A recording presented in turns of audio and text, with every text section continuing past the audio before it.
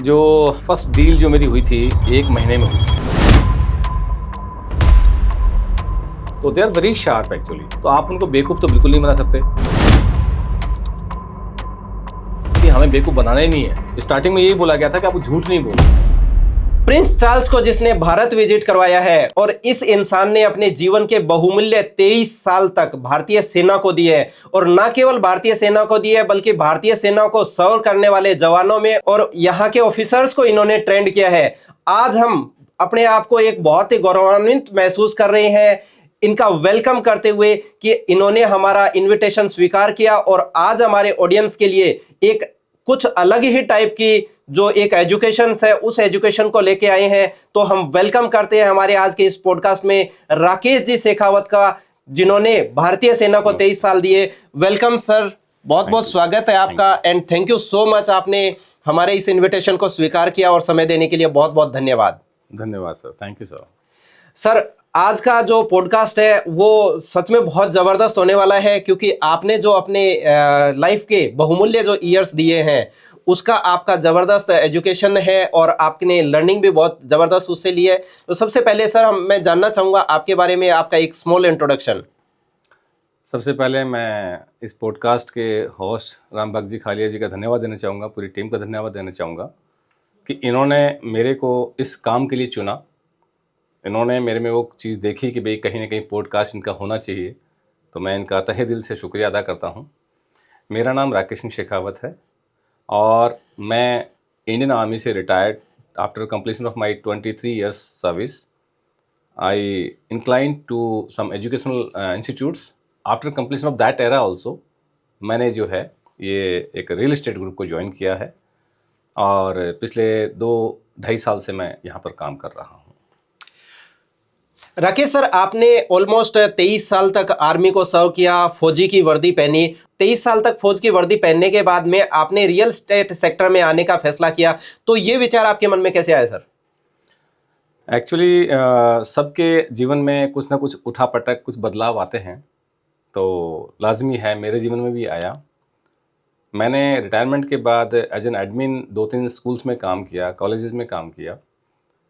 तो वहाँ पर रिटायरमेंट लेने का जो मेरा एक PMR लिया था मैंने, प्रीमेच्योर रिटायरमेंट, उसका रीज़न कुछ डोमेस्टिक रीज़न रहे थे मेरे। तो मैंने वो रिटायरमेंट लिया था ताकि मैं अपने परिवार को संभाल सकूं और अपना बीइंग एन एजुकेशनिस्ट जो है मैं अपनी सर्विसेज को कंटिन्यू कर सकूं।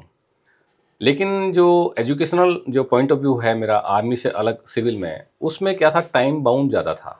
उसमें टाइम बहुत ज़्यादा लग रहा था। सुबह 7 o'clock टू शाम को 7 o'clock तक मुझे काम करना पड़ रहा था। तो जिस वजह से रिटायरमेंट लिया वो मेरा एम जो है फुलफिल नहीं हो पा रहा था। Then all of sudden one personality came into my life और उन्होंने मेरे को ऑफ़र किया कि सर आप बजाय इस काम के आप ये काम कीजिए।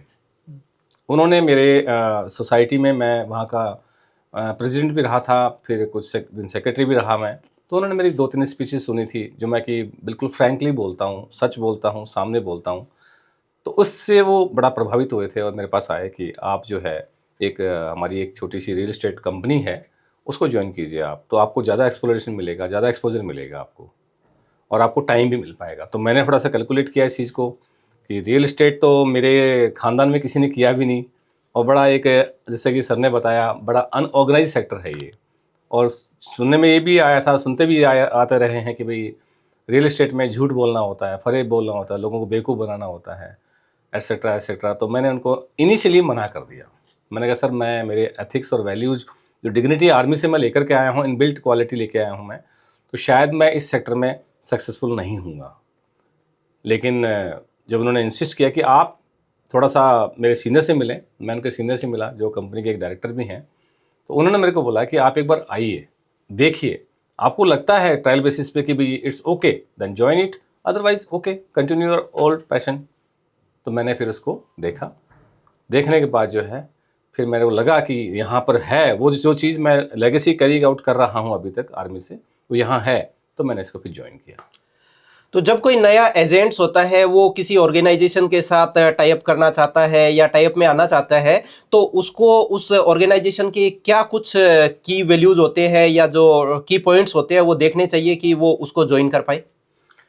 देखिए, सबसे पहले किसी भी ऑर्गेनाइजेशन को आप जॉइन करते हो, तो वहाँ से ऑफ़र आया, आपने जॉइन कर लिया, ये बड़ा हरी एंड बरी वाला मामला होता है। आपको थोड़ा-सा संयम से सोचना चाहिए। आपको अपनी क्वालिटीज़ के बारे में पता होना चाहिए कि पिक्चर सामने है, लेकिन आपका फ़ोटो वहाँ फिट हो रहा है या नहीं हो रहा है? आपकी पर्सनैलिटी वहाँ के लिए सूटेबल है या नहीं है? क्योंकि लोग क्या करते हैं, मैं देखता हूँ, आप भी देखते हैं, हर कोई आदमी समझता है कि लोग मुझे समझें। लेकिन हम गलती यहीं करते हैं कि हम दूसरों को समझने की कोशिश ही नहीं करते हैं। उनको समझने की कोशिश नहीं करते कि भई वो मेरी तरह से, आपको कॉल आया, आपने उसको जॉइन किया, ओके। लेकिन आप ये देखो कि आपकी वजह से उस इंस्टीट्यूट को, उस ऑर्गेनाइजेशन को कुछ फ़ायदा हो रहा है या नहीं हो रहा है? आपके जाने से कुछ ऐड ऑन हो रहा है या नहीं हो रहा है? तो ये जो फ़ितरत है ना, ये मेरे अंदर हमेशा से रही है। तो मैं यही इसमें बोलना चाहता हूँ कि किसी भी नए ऑर्गेनाइजेशन को जॉइन करने से पहले आप ये देखो कि आप उसमें कितना ऐड ऑन कर सकते हो। कंपनी तो आपके उसमें ऐड ऑन करेगी करेगी, लेकिन आप उससे फिट होते हो या नहीं होते हो? कहीं ऐसा तो नहीं आप तो सही हो, लेकिन वहाँ चले गए तो कंपनी के लिए गलत हो गया, ऐसा नहीं होना चाहिए। बिल्कुल सही बात है। जब तक अपन सामने वाले का प्रॉफिट नहीं देखेंगे और विन विन सिचुएशन नहीं करेंगे, तब तक आई थिंक वहाँ पे सक्सेस होना बहुत ज़्यादा टफ होता है। सर, एक चीज़ बताइए कि फौज का अनुशासन और रियल एस्टेट की भागदौड़, दोनों में सबसे बड़ा अंतर क्या है? फौज का अनुशासन तो उसकी तो परिभाषा आपने जैसे बोला भी है, और पूरा विश्व विख्यात है ये चीज़ तो, कि फौज का अनुशासन तो बहुत ऊंचा है, अव्वल दर्जे का होता है। उसमें अनुशासन में बहुत सारी चीज़ें आती हैं। सीनियर का रिस्पेक्ट भी आता है, पंक्चुअलिटी भी आती है, डेडिकेशन भी आता है, ट्रूथफुलनेस भी आती है, ऑनेस्टी भी आती है। उसके तो पैरामीटर्स कुछ और ही हैं, क्योंकि वो वहाँ ज़रूरत भी होती है उसकी। और सबसे बड़ा उसमें ये होता है कि आप वहाँ कितने डेडिकेटेड हैं, अपने आप को कितना आपने समर्पित किया है। और रियल एस्टेट की, जैसे आपने बताया, आपने पूछा मेरे से कि भाई रियल एस्टेट में जो भागदौड़ है, यहाँ की भागदौड़ का मतलब मैं इसको इस तरीके से लेता हूँ कि यहाँ कुछ भी फिक्स नहीं है, कुछ भी सही नहीं है, कुछ भी एक उसके पैरामीटर्स सेट नहीं है कि भाई इसके हिसाब से अपने को चलना है। फ्लैक्चुएट होता है, मिनट दर मिनट वो फ्लैक्चुएट होता है। बिल्कुल। उसमें कुछ स्थिरता नहीं है, स्टेग्नेशन नहीं है, एक कंसिस्टेंसी नहीं है उसके अंदर कि भाई वो चीज़ कंटिन्यू हो रही है। तो फौज में तो फिक्स है, तो उसका एक क्राइटेरिया फिक्स है, उसका वर्किंग स्टाइल फिक्स है, उसकी ऑपरेशन वारंटी फिक्स है उसकी। लेकिन बाहर जब रियल एस्टेट में आते हैं तो यहाँ बदल जाती है, लोगों के मूड बदल जाते हैं, लोगों के मूड में अलग अलग स्विंग देखने को मिलते हैं। तो उसमें थोड़ा सा अपने आप को हमें एडजस्ट करना होता है। ये एक थोड़ा सा अंतर है उसमें। क्या रिटायरमेंट के समय आपके मन में डर था कि नई शुरुआत कैसे होगी, कैसे सक्सेस मिलेगी? डर तो नहीं था, लेकिन थोड़ा सा रिग्रेट ज़रूर था, पश्चाताप ज़रूर था कि मैंने एक ड्रीम था फ़ौज को ज्वाइन करने का, ज्वाइन किया और एक यूनिफ़ॉर्म मैंने ऑप्ट किया, और अब यूनिफ़ॉर्म जो है हैंग हो जाएगी। क्योंकि जब आप आर्मी में होते हैं, यूनिफ़ॉर्म में होते हैं, तो उस यूनिफ़ॉर्म में इतनी शुचिता होती है, उसमें इतना प्योरिटी होती है, वो धारण करते ही आपके अंदर, जैसे एक रोबोटिक कोई ड्रेस है, वो आपने किसी को पहना दिया, उसका असर उसके शरीर पे होता है। ऐसे ही आर्मी की जो यूनिफ़ॉर्म होती है, उसका बहुत ज़बरदस्त असर होता है। उसके अंदर इतना कॉन्फिडेंस होता है, आपने जो वहाँ सीखा है, वहाँ आप उसको एक्सपोज़ करते हैं तो उसमें उसका रिज़ल्ट भी नज़र आता है। और डर ये था कि भई वो यूनिफ़ॉर्म छूट जाएगी। सक्सेस आगे मिलेगी नहीं मिलेगी, इस बात की गारंटी थी, सक्सेस मिलेगी मिलेगी। क्योंकि आर्मी कभी भी किसी भी आदमी को आर्मी एक बहुत बड़ी चीज़ सिखाती है सर। आपने एक क्वेश्चन पूछा, मुझे अभी इंस्टेंटली याद आई है वो। बिल्कुल सर। आर्मी हर माहौल में ढलना सिखाती है।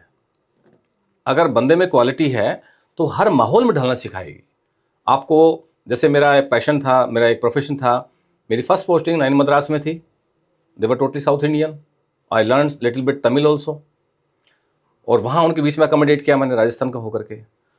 क्लाइमेटल कंडीशन बड़ी टफ थी। मेरी पहली पोस्टिंग जो है सियाचिन ग्लेशियर में थी, तो नेचुरल वहाँ का क्लाइमेटल कंडीशन बहुत टफ होता है। वहाँ मैंने अपने आप को सर्वाइव किया, उनके बीच सर्वाइव किया। इन द मीन टाइम मेरी जो साइड स्टेप पोस्टिंग हुई वो मेरी GR में हुई, गोरखा राइफल्स में। तो they are totally different from Tamilians, south Indians. Nature भी अलग है उनका, कल्चर अलग है उनका। उनके साथ अकोमोडेट किया सक्सेसफुली, और मैंने वहाँ से कुछ 1-2 मेडल भी लिए थे। उसके बाद मेरा जो नेक्स्ट पोस्टिंग आया वो एक अलग यूनिट में आया, तो उसकी पूरा जो डेमोग्राफी है वो बिल्कुल अलग थी।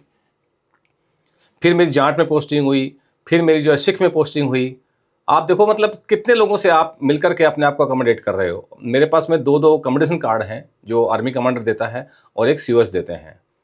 तो ये कहीं न कहीं दिखाता है कि भई आपने अपने आप को सेट कर लिया। आर्मी ने आपको इतना वो कर दिया कि आप हर माहौल में सेट हो सकते हैं, ढल सकते हैं। तो सक्सेस तो मिलनी ही मिलनी थी, लेकिन किस प्रकार की मिलेगी ये मुझे मालूम नहीं था। तो कुछ अनसर्टेनिटी थी, तो वो आज लगभग दूर हो गई है। फौज की कौन सी एक ऐसी सीख है जो आपको लैंड डील्स क्लोज करने में मदद करती है? फौज की सबसे बड़ी जो स्टैम्प है, आप किसी को जब बताते हो कि मैं आर्मी से रिटायर्ड हूँ, तो आप यकीन मानना जो भी बाहर आपके सामने खड़ा है, क्लाइंट खड़ा है, उसके मन के आधे डाउट्स तो वैसे ही क्लियर हो जाते हैं।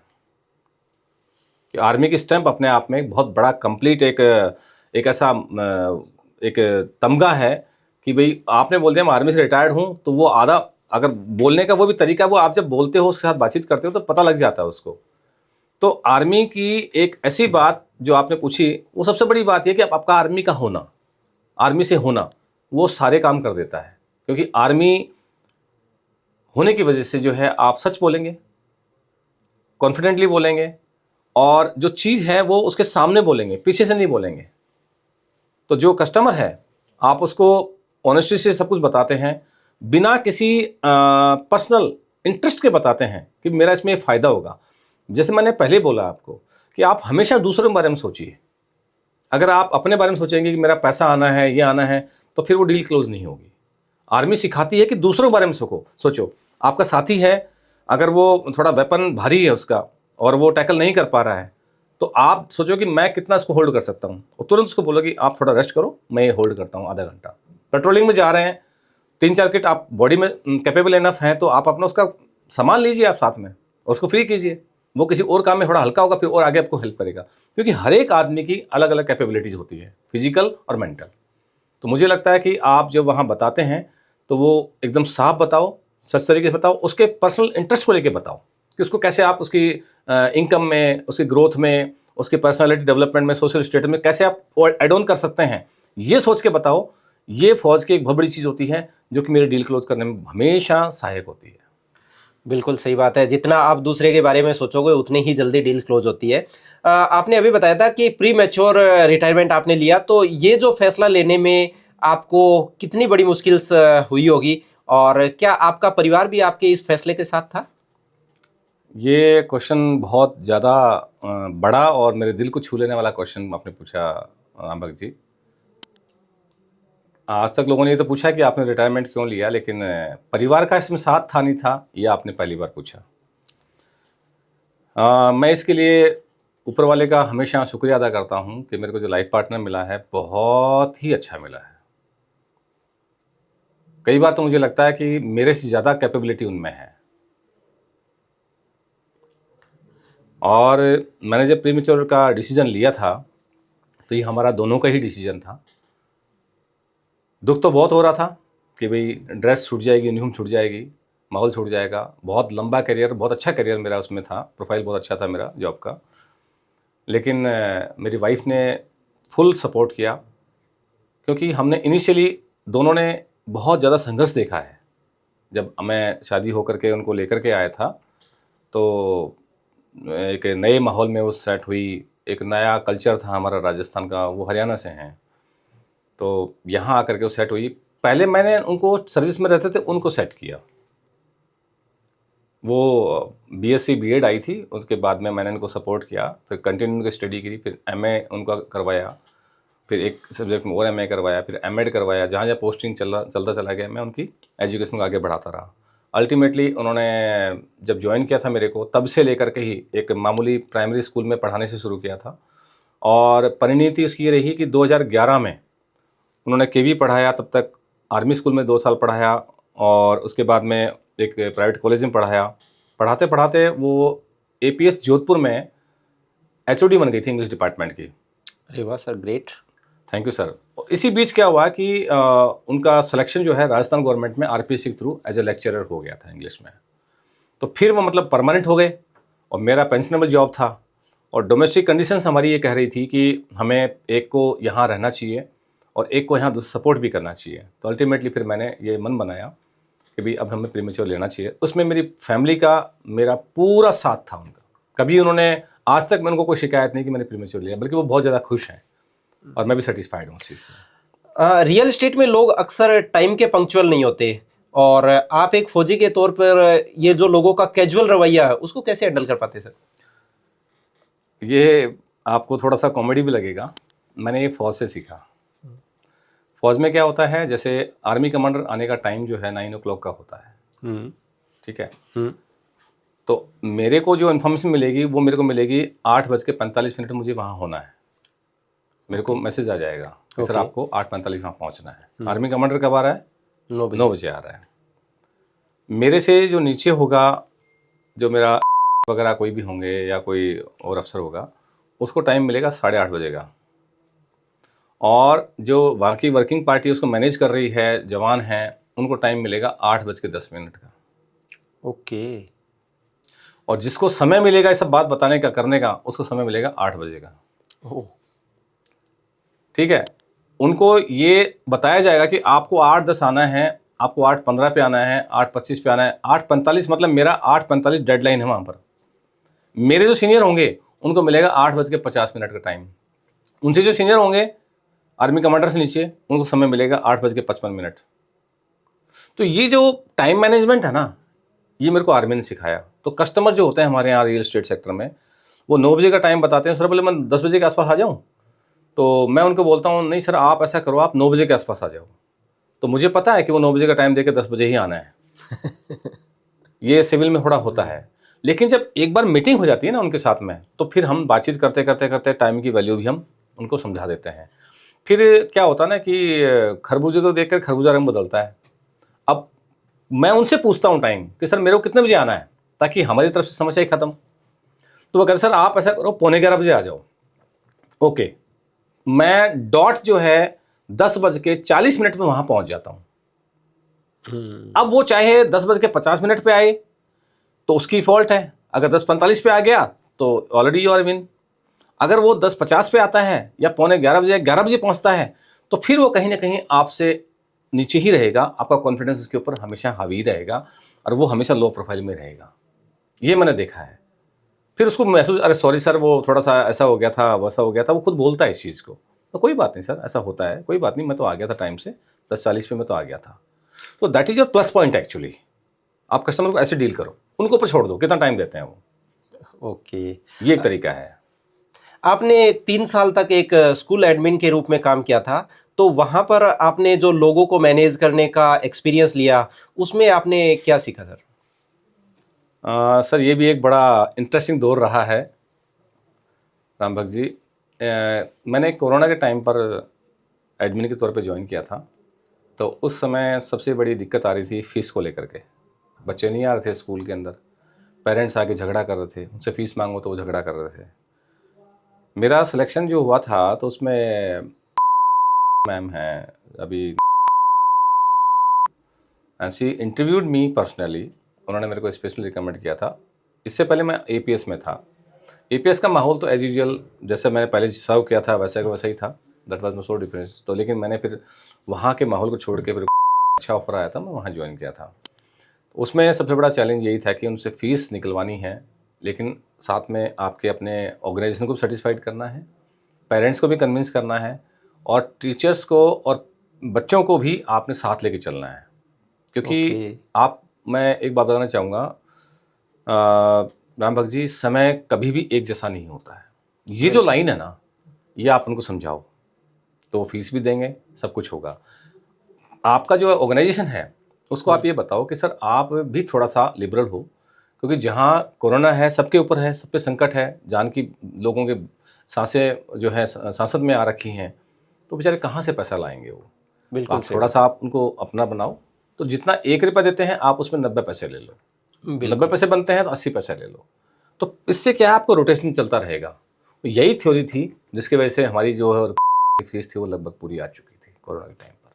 ये थोड़ा डिफरेंस लगा मेरे को, तो उसका मुझे फ़ायदा ये मिला कि कन्विंसिंग पावर मेरी बढ़ी, तो रियल एस्टेट में भी काम आ रही है। कस्टमर से 100 तरह के क्वेश्चंस होते हैं, तो यहाँ भी आप उनको पैसे पे कर पाते हो। एक रियल एस्टेट एजेंट के लिए इंटीग्रिटी कितना जरूरी है? इंटीग्रिटी का मतलब जो होता है कि आप जिस ऑर्गेनाइजेशन के साथ जुड़े हुए हैं, जिस परिवार के साथ जुड़े हुए हैं, आप काम कर रहे हैं जिस कंपनी के साथ में, उसके साथ में आपका सामंजस्य कितना है, तालमेल कितना है। जैसे मैंने पहले भी बताया है, ये एक नॉर्मल सी बात है। आपको शादी का इनविटेशन मिला, किसी बर्थडे पार्टी का इनविटेशन मिला, ये सोच मेरी हमेशा से रही है कि आपके वहाँ जाने से उसको कितना आप आगे बढ़ा सकते हो प्रोग्राम को। आपके जाने से वहाँ वो कहते हैं ना, 4 चांद लग गए। तो 4 चांद लगाना बहुत ज़रूरी है। बिल्कुल। चाहे वो दोस्त की शादी हो या कोई कंपनी हो, आपकी वजह से वो कुछ बढ़ना चाहिए, ग्रोथ करना चाहिए, उसकी शान और शौकत में कुछ बढ़ोतरी होनी चाहिए। चाहे आपके गेटअप से हो, आपके पहनावे से हो, आपके बातचीत करने से हो, वहाँ जाने से हो, आपने वहाँ क्या काम टैकल किया उससे हो, उसको लगना चाहिए यार ये मेरा होना चाहिए, ये बंदा यही होना चाहिए। यानी आपको उसकी नीड बनना पड़ेगा पहले। तो इंटीग्रिटी उसी को बोलते हैं कि आप जिस ऑर्गेनाइजेशन में हो उसकी जब तक नीड ही नहीं बनोगे तब तो उसके आपको परवाही नहीं होगी। तो आपकी इंटीग्रिटी वहाँ पर क्वेश्चन मार्क लग जाता है कि आपकी होना ना होना मतलब कोई मतलब नहीं रह गया। आपका होना वहाँ कुछ प्लस करता हो, एड ऑन करता हो, चाहे वो कंपनी है, परिवार है या कोई फंक्शन है। तो ये चीज़ बहुत ज़रूरी है। आप वहाँ घर में छोटा मोटा काम करवाओ, गेस्ट को अटेंड करो, उनकी तरफ से रिप्रेजेंटेटिव बनो, आप कंपनी का कुछ मान सम्मान बढ़ा रहे हो अपनी बातचीत से लेकर के, अपने पहनावे से लेकर के, तो बहुत अच्छी बात है। और एक बात और मैं रामभक्त जी बोलना चाहूँगा। बिल्कुल। इंटीग्रिटी में एक चीज़ आती है कि आदमी का ड्रेस और उसका एड्रेस, ये दोनों बहुत अच्छे होने चाहिए। इससे क्या है कि जब भी वो किसी के सामने जाता है तो उसका इंप्रेशन कुछ और ही होता है। और ये बनाने से नहीं बनता है, इसको आपको पर्सनालिटी में इम्बाइब करना पड़ता है, ऑप्ट करना पड़ता है, उसका हिस्सा बनाना पड़ता है। आप रोज़ अच्छे कपड़े पहनो, आपको आदत पड़ जाएगी। फिर आपको मतलब लोग टेकन ऑफ ग्रांटेड लेंगे, ये तो ये रोज़ ही अच्छे कपड़े पहनता है। एक दिन गलती से भी अगर आपने कोई घर का कपड़ा पहन के बाहर निकल गए तो फिर वहीं पर लोगों की नज़र टिक जाएगी। तो यानी कि आप में एक चीज़ आ गई है, अच्छे कपड़े पहनना, तो कभी बातचीत चलेगी ना, यार वो नहीं उनका तो सर हमेशा से वो टकाटक रहते हैं, अच्छे रहते हैं, बढ़िया रहते हैं, पॉजिटिव वाइब्रेशन डेवलप होती है। आपका जो ड्रेस होता है वही आपका फर्स्ट एड्रेस होता है। बिल्कुल बिल्कुल। आपका डेली रूटीन क्या है? आपका डेली रूटीन क्या है? क्या आज भी आप सुबह जल्दी उठकर फौज की तरह वैसे ही आप अपना दिन प्लान करते हैं? सर ये बहुत ही अच्छा क्वेश्चन है और आज की पीढ़ी के लिए और आज के जो नए एसोसिएशन के लिए बहुत बड़ा कारगर ये क्वेश्चन रहेगा। देखिए मेरा अभी एज जो है वो 51 चल रहा है और मैंने जब मैं 9th-10th क्लास में था तभी से ही मैंने फिजिकल अपना मम्मी जी के साथ में उठता था। मम्मी जी हमारे 4 बजे उठ जाते थे। अच्छा। तो मैं भी उनके साथ उठता था। उठ करके अपना फ्रेश वगैरह हो करके अब नॉर्मल दिनचर्या पूरी करने के बाद में मैं मेरे घर का एक 400 गज का मकान है हमारा खेतड़ी के अंदर, उसमें चारों तरफ मैं चक्कर काटता था, रनिंग किया करता था सर्दी के टाइम पर। गर्मी में मैं बाहर रोड पे दौड़ने जाया करता था और वहाँ रनिंग किया करता था।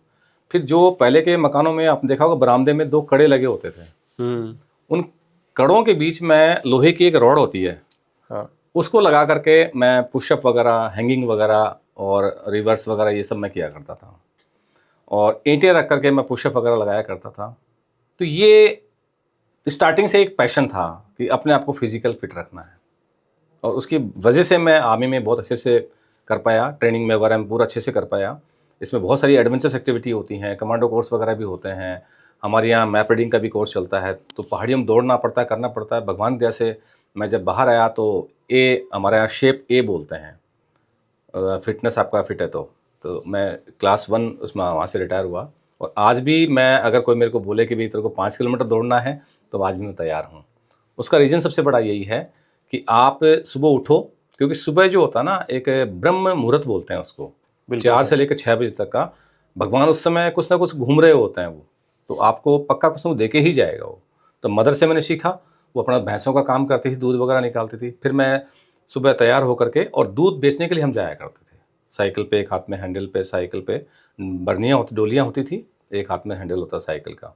फिर 2-3 हमारे क्लाइंट थे, उनको दूध वगैरह दे करके फिर मैं स्कूल जाया करता था। तो वो सुबह का रूटीन जो था ना, मेरे को पूरा दिन जो है फ्रेश रखता था। फिर शाम को आकर के हम हमारे यहाँ एक ग्राउंड था, उसमें फुटबॉल खेला करते थे हम। अब फौज से रिटायर होने के बाद में, क्योंकि फौज ने उस चीज़ को आगे बढ़ाया, कुछ और इम्प्रूव किया, कुछ और टेक्निक सीखी, और तरीके से फिजिकल हमने वर्कआउट करना सीखा।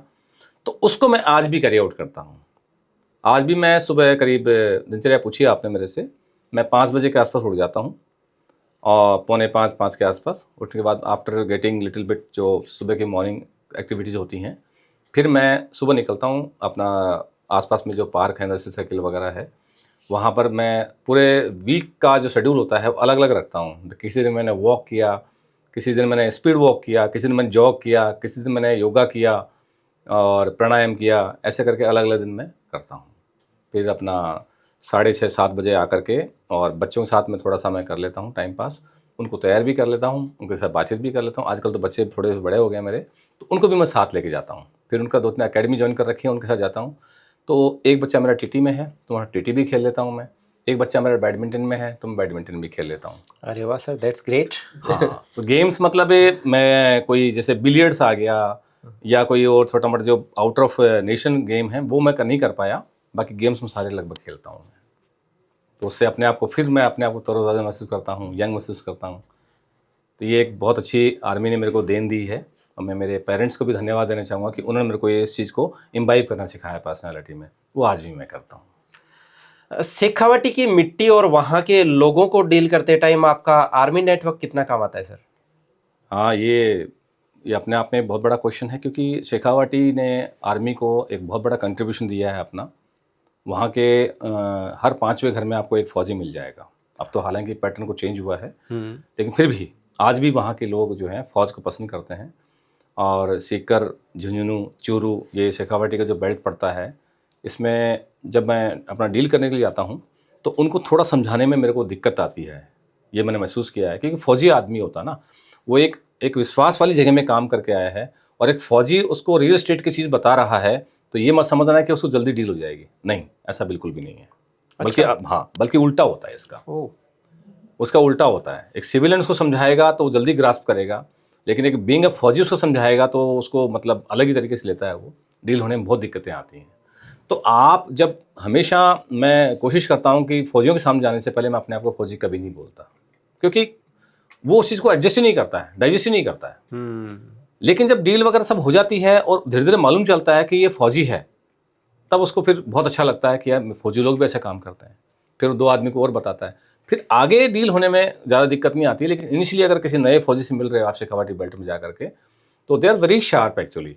तो आप उनको बेवकूफ़ तो बिल्कुल नहीं बना सकते, और ये सबसे बड़ा प्लस पॉइंट हमारी कंपनी का है कि हमें बेवकूफ़ बनाना ही नहीं है।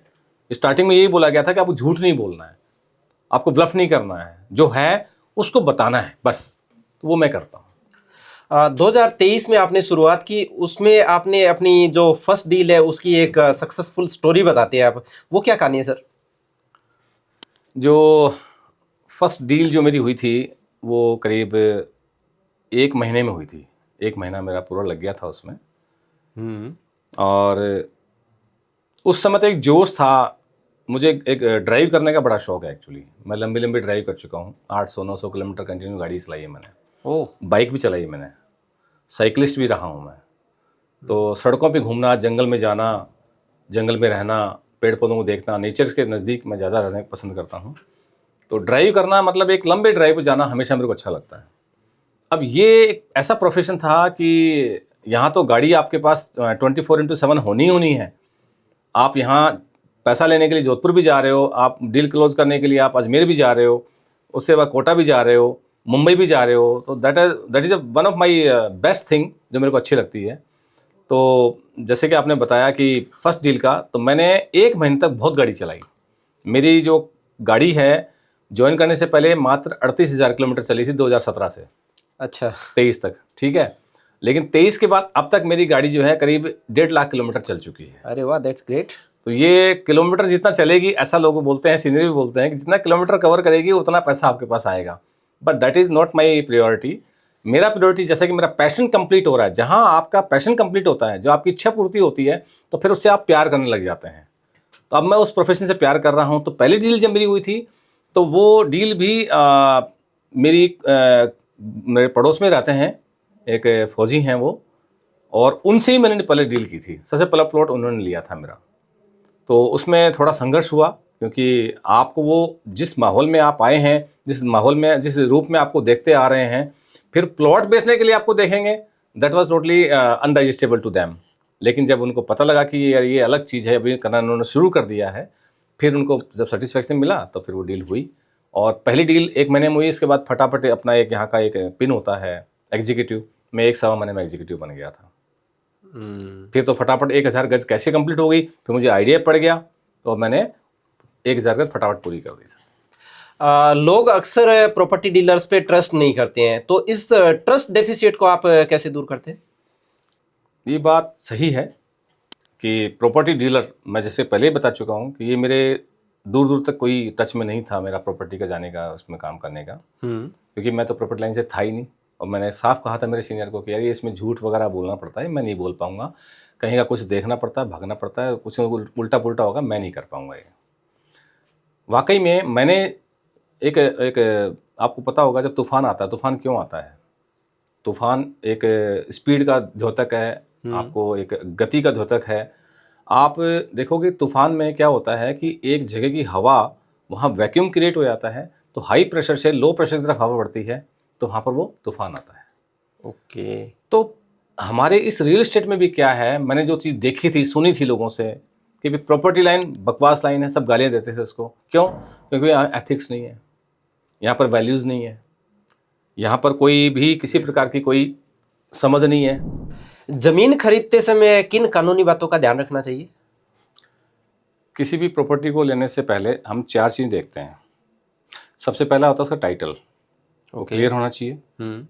दूसरा उसकी वहाँ तक पहुँचने की उसकी अप्रोच, 200 फीट रोड है, 100 फीट रोड है, 60 फीट रोड है, 80 फीट रोड है या 20 फीट रोड है।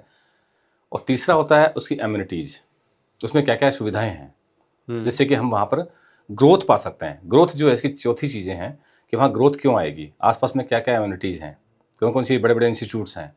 ये सब चीज़ें 4 चीज़ें होती हैं, ये किसी प्रॉपर्टी को चूज़ करने में बड़ी मदद करती हैं। बिल्कुल। आज के दौर में प्लॉट लेना ज़्यादा बेहतर है या फिर बनी बनाई प्रॉपर्टी?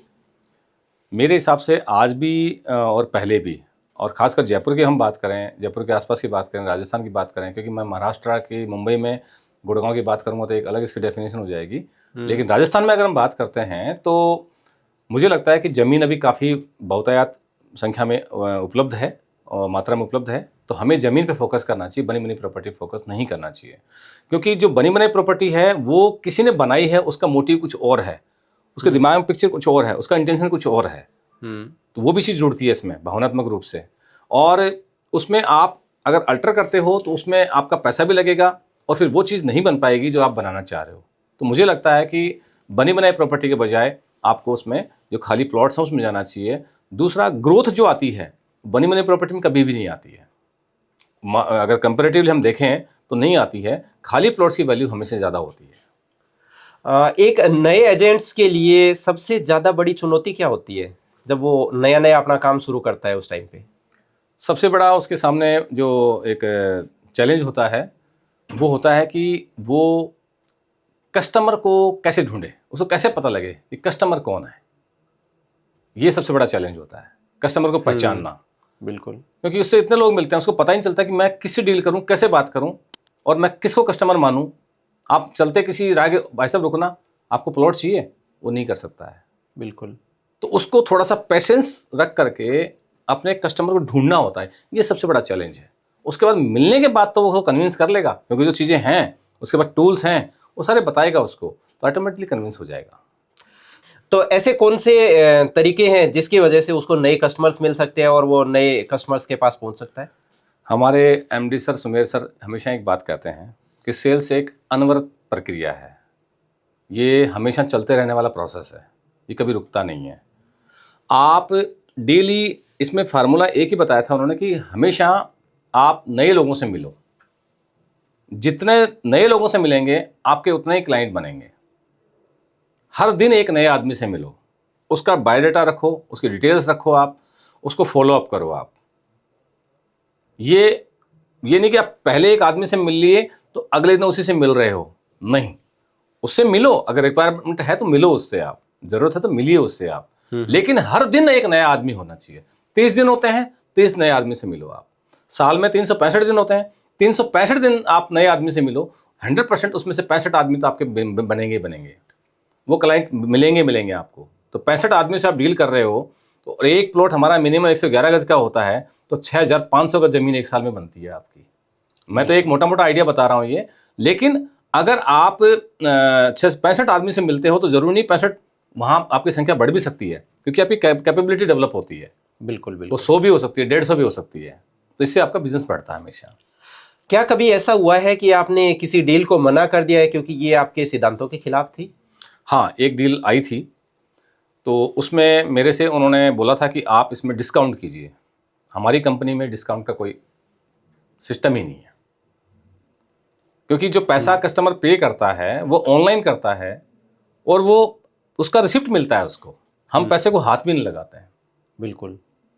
लेकिन वो कह रहा नहीं सर, ऐसा हो ही नहीं सकता, ऐसा होता ही नहीं है। मैंने वहाँ ये लिया था, उसमें ऐसा उन्होंने 500 रुपये छोड़े थे, 1000 रुपये छोड़े थे, 2000 रुपये का प्रॉफिट मेरा करवाया था, ये करवाया था। तो मैंने उनको काफ़ी दिनों तक मैंने उनको फॉलोअप किया, समझाया, मेरे एमडी से मिलवाया, लेकिन जब वो बात समझ में नहीं आई तो मुझे लगा कि इनको एक उस माहौल में जाना पसंद है जहाँ पर इन सब चीज़ों की ज़रूरत नहीं है, एथिक्स की ज़रूरत नहीं है, वैल्यूज़ की ज़रूरत नहीं है, ईमानदारी की ज़रूरत नहीं है, क्योंकि ये खुद भी उसी बाजने के आदमी हैं। तो मैंने वहाँ हाथ जोड़ लिए थे, सर मैं आपको प्लॉट नहीं दे पाऊँगा, और मैंने उनको हाथ जोड़ के मना भी कर दिया था। लेकिन 6 महीने के बाद में वो फिर मेरे पास में आए, और उन्होंने एक नहीं 3 प्लॉट मेरे से लिए। अरे वाह। उस एक डील को मैंने मना किया, दिल पे पत्थर रख करके मैंने कहा अब ये मेरे से आगे नहीं चलेगा, मैंने मना कर दिया, साफ मना कर दिया। लेकिन उसका असर ये रहा, उनको ये पता लग गया कि नहीं, he is the man of principle actually. My self is not a man of the principle, actually my organization is man of the principle. इनकी अपनी कुछ साख है, क्रेडिबिलिटी है। 2013 से लेकर के अब तक हमने इतना लंबा सफ़र तय किया है। आप देखो कि एक सिंगल पॉइंट का भी केस हमारे अगेंस्ट नहीं है, किसी भी कोर्ट में कोई केस पेंडिंग नहीं है कि हमने पैसा लिया या प्लॉट नहीं दिया। प्लॉट दिया, कोई और दे दिया, पैसा किसी और का लिया, या पट्टे उसके 4-5 बना दिए। That kind of drama is not being happen in our business, specially in our company. That is a thing. तो इस टाइप के जो अनएथिकल लोग हैं उनसे जब आप डील करते हैं या मिलते हैं तो उनको देख के क्या कभी आपको फौज की याद आती है या आप फौज को कभी मिस करते हैं? ये दोनों चीज़ें अलग अलग हैं एक्चुअली जानबक जी, कि फ़ौज का और जो आपने बताया इस प्रकार के लोगों से डील करता हूँ मैं, लेकिन आपकी जो इमेज बनने में थोड़ा समय लगता है। जैसे मैंने पहले बताया कि लोगों को मैं पहले एक आर्मी अफसर दिखाई दे रहा था, एक फ़ौजी दिखाई दे रहा था, लेकिन जब मैं सिविल में आया और मैंने एज एन एडमिन काम किया तो उसको सेट करने में 1.5-2 साल लग गए, वो एक अलग इमेज बन गई। अब रियल एस्टेट में मैंने कदम रखा तो ये एक अलग इमेज बन गई। लेकिन गोकुल कृपा जो हमारा एक ऑर्गेनाइजेशन है, मुझे लगता है कि हमारे अंदर इस चीज़ को इनबिल्ट कर दिया है कि लोगों को हम सिखाना सीख गए हैं कि भाई यहाँ पर सब कुछ साफ साफ होगा, सही होगा, गलत नहीं होगा। अगर आपको 2023 में पीछे जाकर खुद को एक कोई सलाह देनी होगी तो वो सलाह क्या होगी? पेशेंस। पेशेंस। हाँ, ये सबसे बड़ी पूंजी है इस रियल एस्टेट सेक्टर की, कि आप पेशेंस रखो, धैर्य रखो, अपने जो विचारों को, जो नेगेटिव हैं उनको अपने पर हावी मत होने दो। सक्सेस आएगी, एक दिन ज़रूर आएगी। आप कंटिन्यू अनवरत प्रोसेस में हैं, प्रयास कर रहे हैं, तो सक्सेस आएगी, इस बात की गारंटी है। इस बात का पेशेंस रखना होता है बस। आपके लिए फौज या रियल एस्टेट का बिजनेस दोनों में से ज्यादा चुनौतीपूर्ण कौन सा है? For initially it was little bit challenging, but after accommodating my self in to the army, तो मेरे को आर्मी बड़ा कंफर्टेबल लगता था, क्योंकि सेट पैटर्न है उसका, सेट रूटीन है उसका। लेकिन रियल एस्टेट में क्या होता है, हर दिन नया होता है, हर दिन नया होता है, हर क्लाइंट नया होता है। एक डील क्लोज हुई, again we have to start from zero itself. ये थोड़ा फर्क है इसमें। तो उसमें कभी भी ये बिजनेस आपको बूढ़ा नहीं होने देता। एक आप डील किया, फिर अगेन यू आर यंग। बिल्कुल, आपको बार बार रीस्टार्ट करने का, हाँ, जो बिल्कुल बार बार आपको जो रीस्टार्ट करने का एक चैलेंज मिलता है वो आपको हमेशा यंग रखता है। बिल्कुल एनर्जी राकेश, देता है। आपके लिए सफलता की परिभाषा क्या है? ज्यादा पैसा या फिर ज्यादा सम्मान? ये नेचुरल, एक पैसा तो एक लिमिट तक आदमी को अच्छा लगता है, लेकिन मुझे लगता है डिग्निटी बहुत बड़ी चीज़ है। मैं इसको एक एग्जांपल से समझाता हूँ। एक टीचर सेलेक्ट होता है, उसकी जो सैलरी इनिशियली होती है बड़ी कम होती है। मान लो मैं अपने टाइम की बात करूं तो आज एक नॉर्मल टीचर सेलेक्ट होता है तो करीब 18 से 20-25 हज़ार रुपये उसकी सैलरी होती है इनिशियल 2 साल तक। उसके बाद सैलरी बढ़ती है तो वो आगे बढ़ता चला जाता है। लेकिन आज से 23 साल पहले जो टीचर सेलेक्ट हुआ था, आज उसकी सैलरी ऑलमोस्ट करीब 1.25 लाख रुपए के आसपास बैठती है। तो money is not a big deal, पैसा खूब है उनके पास में। लेकिन उसने क्या किया, अपने सेगमेंट को चेंज नहीं किया, अपने प्रमोशन को नहीं लिया उसने। वो थर्ड ग्रेड टीचर रहा, सेकंड ग्रेड टीचर रहा, तो उसी बेल्ट में चलता रहा। क्यों? क्योंकि पोस्ट नज़दीक चाहिए उसको एचएम नहीं बनना, उसको प्रिंसिपल नहीं बनना। क्योंकि अगर प्रिंसिपल बना, एचएम बना, तो नेचुरल से ट्रांसफर होगी, मान सम्मान तो मिलेगा उसको, लेक्चरर बनेगा, सेकंड ग्रेड से फर्स्ट ग्रेड आएगा, फिर वो एचएम बनेगा, मान सम्मान में बढ़ोतरी हो रही है। But that is his not priority, उसकी वो प्रायोरिटी है ही नहीं उसकी। ठीक है, लेकिन मुझे ये लगता है कि आदमी को काम के साथ साथ में अगर सम्मान मिले ना, वो ज़्यादा इंपॉर्टेंट होता है। My wife was lecturer, when she was given an opportunity to get an principal, तो कई लोगों ने बोला मैम आप फोरगो कर दो, आप लेडी हो, नहीं संभाल पाओगे, प्रिंसिपलशिप बहुत हार्ड होती है, कहीं कहीं फेंक देंगे आपको उठा करके। तब मैं उनकी ढाल बना, मैंने कहा ऐसा नहीं है, आदमी की एक सेल्फ एस्टीम होती है। आप एक रैंक में भर्ती हुए और एक ही रैंक में रिटायर हो गए तो फिर क्या मिला आपको? बिल्कुल सही बात है। प्रमोशन तो मिला ही नहीं ना। तो प्रमोशन आइडियाज तो आपको अंदर से तो बढ़े नहीं, आप एक ही लेगेसी में जी रहे हो, आप तो एक ही क्राइटेरिया में जी रहे हो आपको। तो इसलिए प्रमोशन बहुत जरूरी है। और प्रमोशन मतलब किस चीज़ का? आपकी रिकग्निशन, आपकी पहचान, वो किससे? सम्मान। आपका सम्मान बढ़ता है तो आप कम भी कमा रहे हैं तब भी चलेगा, लेकिन रिस्पेक्ट होना बहुत जरूरी है।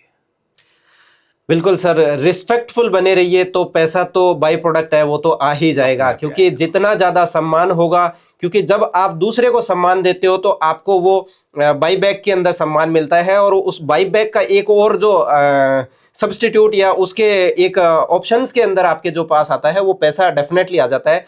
Rakesh sir, thank you so much. I am really glad कि आपने हमारे जो ऑडियंस को इतनी सारी नॉलेज दिया। आपने आर्मी के बैकग्राउंड के बारे में बताया, आपने जो अपना टीचिंग जॉब है उसके बारे में बताया, और आपका जो डेली रूटीन है वो तो डेफिनेटली लोगों को अपना ही लेना चाहिए, क्योंकि सुबह जल्दी उठ के जितनी जल्दी शुरुआत करेंगे वो उतना ही आगे बढ़ेगा। Thank you so much sir, thanks a lot. बहुत धन्यवाद, बहुत अच्छा लगा, थैंक यू। और पूरी टीम का धन्यवाद देना चाहूँगा कि मेरे को आज आपने ये पॉडकास्ट पर आने का मौका दिया। और कई ऐसे क्वेश्चन थे जिन्होंने आपने पूछे और मेरे दिल को छुआ उन्होंने। आज तक मेरे से क्वेश्चन किसी ने नहीं पूछे। एक बार फिर बहुत बहुत धन्यवाद आपको। Thank you so much. नई साल की शुभकामनाएं। आपको भी नई साल की शुभकामनाएं।